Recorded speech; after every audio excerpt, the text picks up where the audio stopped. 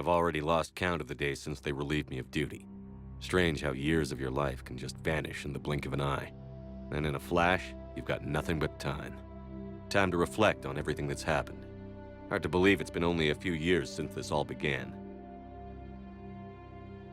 We were testing out the Normandy, Captain Anderson's new ship, when the distress call came in. An Alliance patrol on Eden Prime had been attacked. They'd seen something they couldn't explain. And whatever it was massive. I hit the ground with my lieutenant, Caden Olenko. A good kid, loyal, by the book, with a talent for biotics. We came across the lone survivor of the patrol, Gunnery Chief Ashley Williams. A soldier to the core. Tough, disciplined, ready to take on whatever came her way. Ashley joined up with us and took us to the spot where she lost her squad. That's when we saw it. The ship. Like nothing I'd ever seen. It was massive, scorching the colony and everything around it as it blasted away. We followed the path of destruction to an artifact, a beacon left by a long-dead race called the Protheans. The colony had dug it up, and whoever attacked them had tried to take it. Chief Williams made the mistake of getting too close. It hit her with some type of energy. I grabbed her and threw her out of the way. That's when it hit me. Hard. Every muscle in my body went rigid. I couldn't move, could barely breathe. Everything went black. And then I saw something. A vision. Dream. A nightmare. By the time I woke up, we were halfway to the Citadel on our way to meet the Council. I was expected to explain what I'd seen. Anderson came along. So did Adina, our political representative on the Citadel. With those two heavyweights, it seemed reasonable we could persuade the Council that the ship we'd seen was a potential threat, as was the individual behind the attacks. The main suspect for the Eden Prime massacre was a Turian Spectre named Saren. He'd been seen by one of the survivors from the colony at Eden Prime, and there was some evidence to suggest that the ship was connected to Saren. But even Adina's pointed accusations weren't enough to convince the Council. They just couldn't believe one of their chosen elite Spectres could be guilty of something like that. They needed proof, which meant I needed proof. Fortunately, I wasn't alone in my search. Garrus, another Turian, wanted to help. A top agent for Citadel Security. Despite orders from his superiors that he shouldn't get involved, he told me he was suspicious of Saren, and he had some useful leads. More importantly, he was willing to share them. That led me to Rex, the biggest, nastiest-looking Krogan bounty hunter I'd ever seen. He turned out to be more than just a brute. It was his intel that led to a fugitive with incriminating evidence on Saren. The fugitive turned out to be an energetic little Quarian named Tali. A tech expert with a knack for hacking, she'd procured some information on Saren. Evidence that proved Saren was dirty.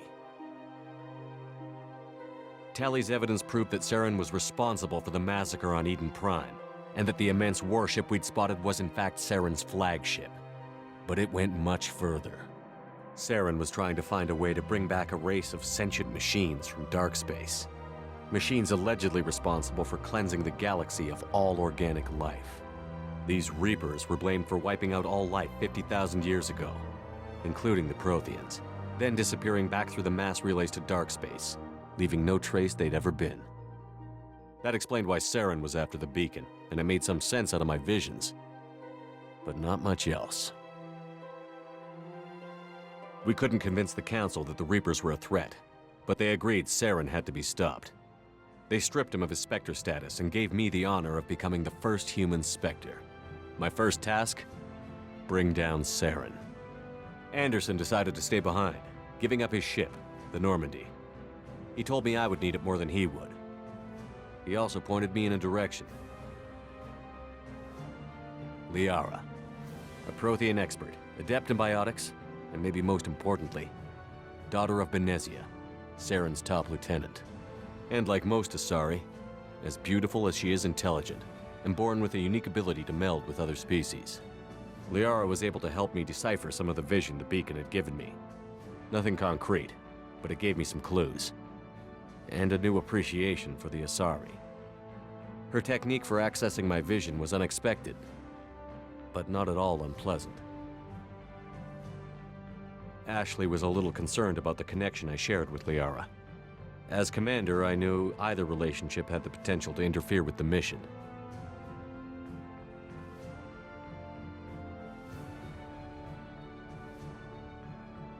I told Ash I wasn't interested in Liara. I had my eyes on someone else. But we agreed we wouldn't let it get in the way of our mission. Finding Saren. Thanks to Liara's help, we had our next lead, Benezia. Saren had taken her to Novaria, where he'd enslaved a dangerous race of insect-like creatures, the Rachni. He ordered Benezia to use the same technique Liara had used on me to extract information from the Rachni Queen. The Queen's drones were everywhere, and they weren't happy. We had to fight through hundreds of them to get to Benezia. By the time we arrived, Saren was gone. With the information. I tried to reason with Benezia, but Saren had indoctrinated her. He had somehow acquired the ability to control people's actions and wills. Benezia wouldn't surrender, and Liara was forced to watch her mother die in her arms.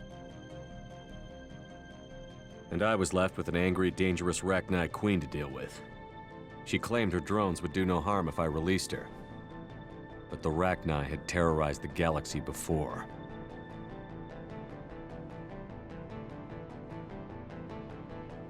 I couldn't take the chance.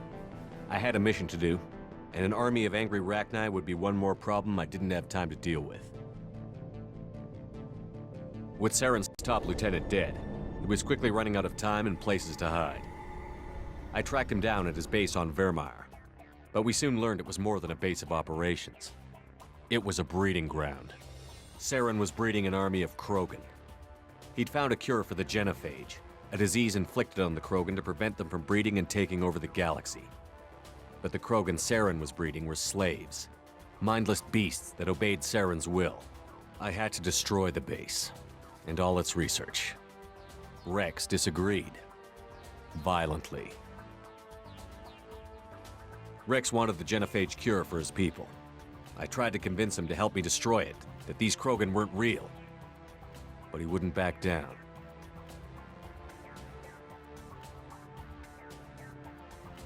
He just couldn't be reasoned with, and I couldn't let the base be saved, even if it meant curing the Krogan. Saren had to be stopped. When we finally got to the center of the base, I realized just how close Saren was to completing his plan. He was already in communication with the Reapers. Sovereign, Saren's flagship we'd all assumed was just a ship, was a Reaper. It spoke to me, threatened me. I could feel the menace it had for every living thing. It wanted me dead. It wanted us all dead. And I knew it was capable of doing just that. What I couldn't understand was why Saren would help it. But there was no time to think about it. Sovereign knew where we were. We had to destroy the base and get the hell out. I split up my team in 2 squads, sending Ash with one and Kaidan with the other as a distraction. We had a nuke, and we planned to use it. Before we could detonate the bomb, Saren showed up. We fought. I stalled him to make time for my team. And in talking to him, I realized the truth. It wasn't Saren who was indoctrinating everyone. It was Sovereign. The Reaper. And Saren was in deeper than all of them. He tried to convince me he was still in control. Said he found a way to reduce the Reaper's influence, but he was kidding himself. Or believing the lies Sovereign was telling him. Before I could convince him to stop, he ran, leaving me just seconds to extract my squad mates. I tried, but I wasn't fast enough. I could only save one of them. Kaidan was a good man, and a great soldier. But I had to choose, and I chose Ash. That was the last time Saren would slip away from me. I knew then, the next time we met, one of us would die. With my team mostly intact, we chased Saren and his army to Ilos, a long-lost planet that had once belonged to the Protheans. As we prepared for what we knew would be a desperate fight, I spoke to my crew. We were just one ship, against Saren's growing army. I assured them all that despite the odds, we could defeat him. But Ash saw through my words. She knew I was hurting after Kaidan's death. She could sense my doubts. We both knew this mission could be our last. Until that moment, we'd put our feelings aside for the sake of that mission. But why wait? We gave in to each other, and it was perfect. While it lasted. We arrived on Ilos close behind Saren. Once on the planet, we discovered a Prothean databank that helped me put the final pieces of my vision together. The Reapers had come 50,000 years ago, and every 50,000 years before that, each time purging the galaxy of life. The Protheans had fought and died, like every species before them. But a few survived long enough to leave a parting gift. The Protheans had discovered that the Citadel was the key to controlling the mass relays. By sabotaging the Citadel, they found a way to close the relays to dark space, slowing the Reapers' return, giving us the time we needed to find a solution to stop the Reapers once and for all. Saren knew this. He was leading his army to take control of the Citadel and re-establish the relays to dark space, bringing the waiting Reapers here to destroy us all. We followed him to the Citadel. It was intact, but heavily damaged. He had caught the Council fleets by surprise, and they were only now regrouping. And with Sovereign as his flagship, there was little hope the fleets could counterattack with enough strength to take back the Citadel. But Saren was done running, and I was done chasing him. As the Alliance and Citadel fleets battled Saren's army outside, I cornered the Turian bastard in the Citadel tower and confronted him. He died believing that the Reapers would save him. As I fought to regain control of the Citadel, the Council's flagship, the Destiny Ascension, fell under attack. Despite Saren's death, Sovereign and Saren's army continued to fight. The Council was aboard the Destiny Ascension, and they were requesting assistance. But I knew in order to help them, I would have to put our Human Alliance fleet in jeopardy.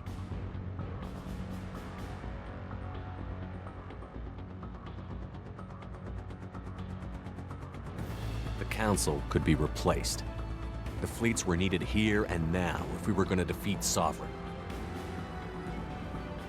Even with the Citadel back in my control, Saren defeated, and the Normandy leading the combined galactic fleet, the battle against Sovereign, a single Reaper, was relentless.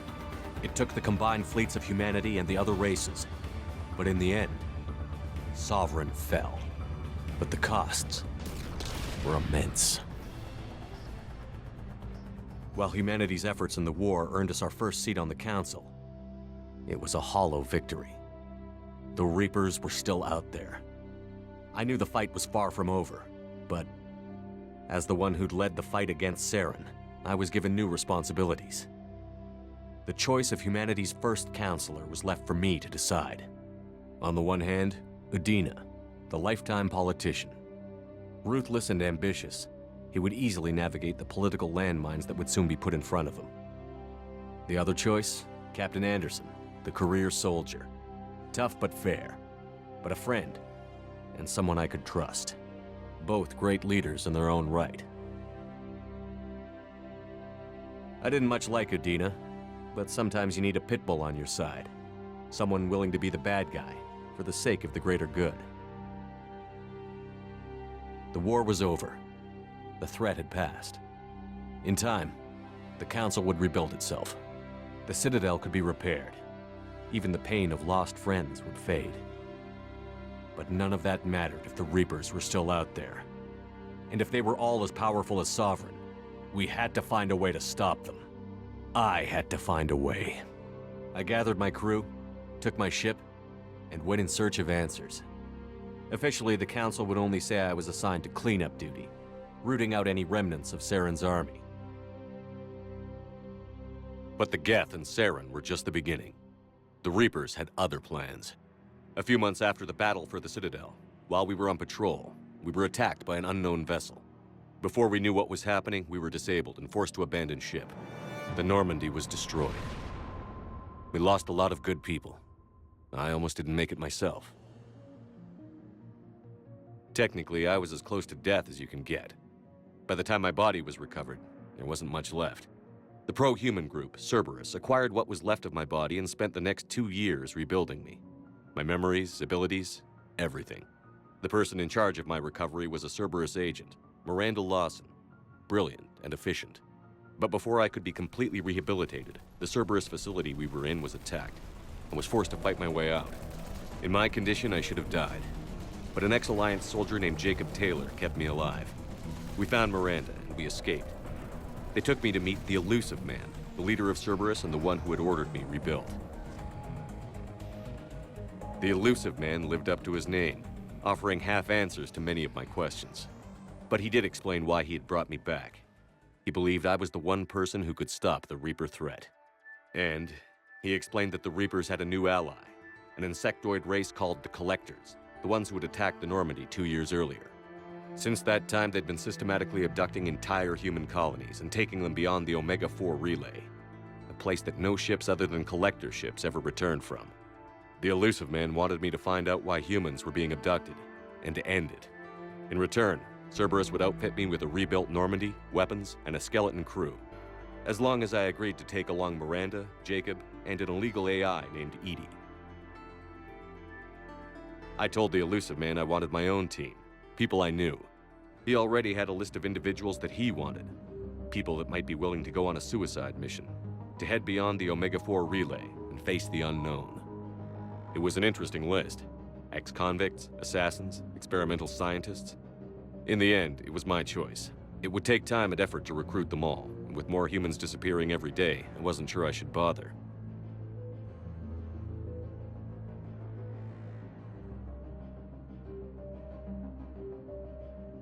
I decided I needed all the help I could get. Recruiting the team took me all over the galaxy. Along the way, I met some old friends. They were quick to join, despite the risks. As for the rest, finding them and convincing them to join me on a suicide mission was difficult. But keeping them from killing each other was next to impossible. They only had to stay alive long enough to complete the mission. I wasn't sure what difference it would make if they were happy doing it.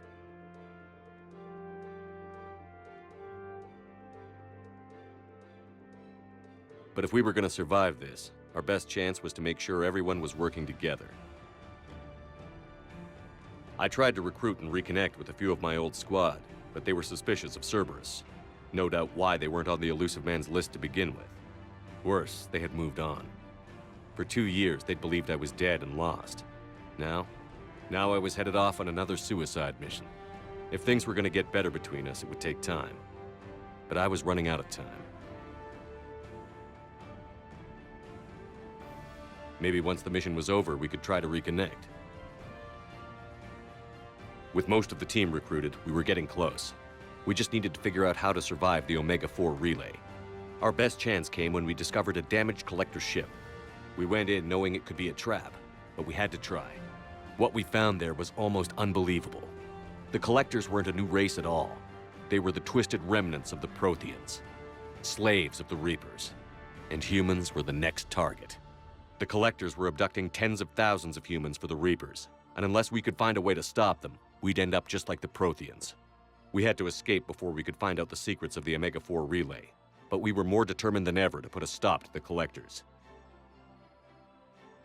All we needed now was a way through the relay. Edie had figured out what we needed, and the Elusive Man knew where to find it. We stole parts from a derelict Reaper to mask our ship's signature, to make the Normandy appear as a Reaper and allow us safe passage. As soon as we had what we needed, Joker and Edie began testing. But while I was away on a mission with the team, the Collectors attacked the Normandy, determined to destroy it before we could finish the tests. Joker and Edie did their best to fight them off. They saved the ship, but the entire crew was abducted, taken beyond the Omega-4 relay. Jacob wanted to go immediately and rescue the crew. Edie and Miranda wanted more time to prepare before we attacked.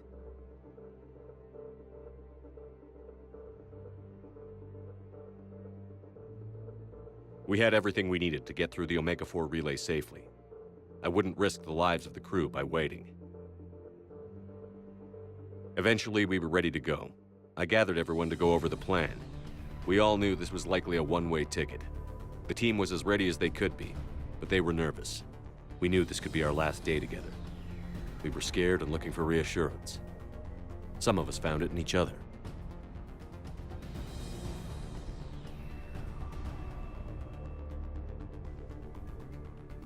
But I went to my cabin to be alone, to prepare for the attack, go over every detail. I had to make sure we were ready. The day of the attack, everything went as planned. At first. The Normandy made it safely through. As we scanned the wreckage of all the ships that had failed before us, we found what we were looking for. The Collector base. And guarding it, the ship that had destroyed the Normandy 2 years ago, and almost ended my life. But this time, we were the attacker. The Normandy sustained heavy damage. We lost some of the team, but eventually we destroyed the Collector ship, and made our way to their base. We knew the fighting inside would be brutal. We arrived intact, and the team was strong, resilient. We repelled every attack thrown at us. Eventually, we made it to the heart of the base. To this day, I can hardly believe what we saw there. The collected humans had been dissolved, transformed and repurposed to create the frame for a new Reaper. A massive human Reaper abomination. We had no choice but to destroy it. The battle caused severe damage to the base, but we needed to destroy it completely. As I prepped explosives to finish the job, we received a message. The elusive man. He didn't want us to destroy the base at all. He wanted to preserve it. He wanted to study how the humans were transformed into the abomination we'd seen. To use the technology of the Collectors to help defeat the Reapers.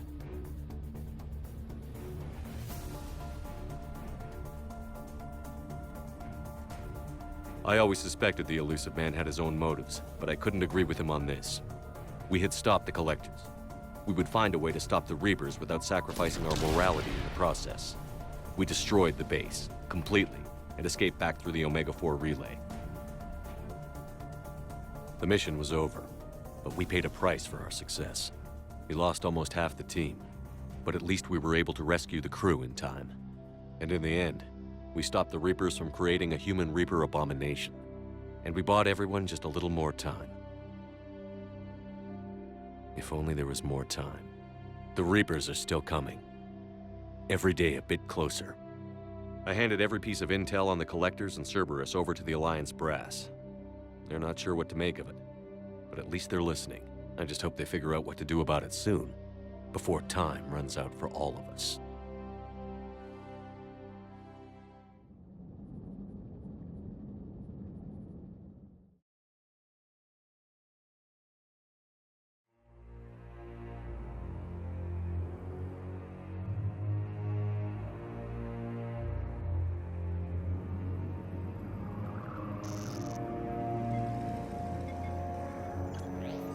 How bad is it? Bad. We just lost contact with 2 of our deep space outposts. There's something massive on long-range scanners. Is this what Shepard warned us about?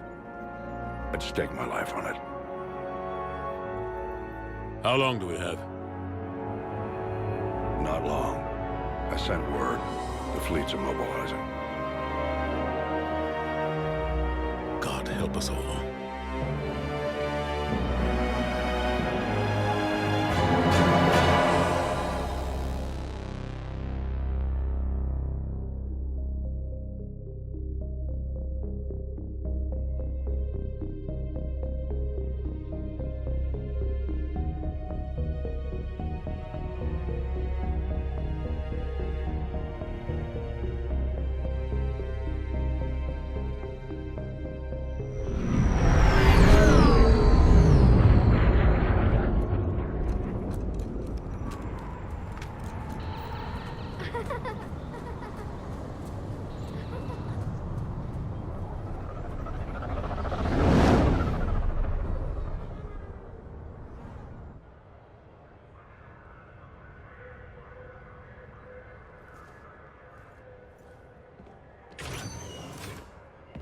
Commander.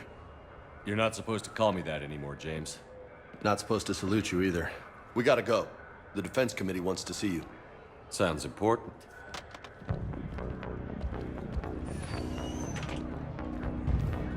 What's going on? Couldn't say. Just told me they needed you. Now. Anderson? Admiral? You look good, Shepard. Maybe a little soft around the edges. How you holding up since being relieved from duty?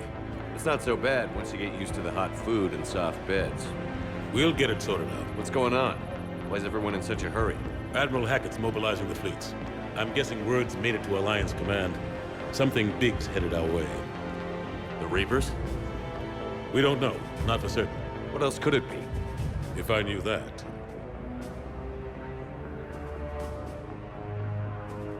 You know we're not ready if it is then. Not by a long shot. Tell that to the Defense Committee. Unless we're planning to talk the Reapers to death, the committee is a waste of time. They're just scared. None of them have seen what you've seen. You faced down a Reaper. Hell, you spoke to one, then blew the damn thing up. You've seen how they harvest us, what they plan to do to us. You know more about this enemy than anyone. That why they grounded me? Took away my ship? You know that's not true. The shit you've done, any other soldier would have been tried, court-martialed, and discharged. It's your knowledge of the Reapers that kept that from happening. That and your good word? Yeah, I trust you, Shepard. And so does the committee. I'm just a soldier, Anderson. I'm no politician. I don't need you to be either. I just need you to do whatever the hell it takes to help us stop the Reapers.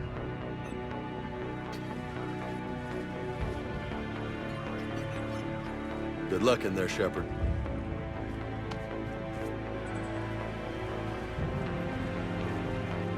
Anderson? Shepard. Ashley. Lieutenant Commander, how'd it go in there? I can never tell with them. I'm just waiting for orders now. Lieutenant Commander. You hadn't heard? No, I hadn't. Sorry, Shepard. It's been... well... That's okay. Just glad I bumped into you, Ash. Me too. Admiral, Come on.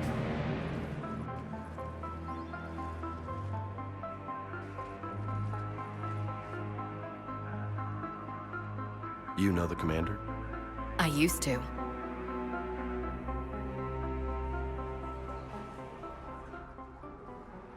What's the situation? We were hoping you would tell us. the reports coming in are unlike anything we've seen. Whole colonies have gone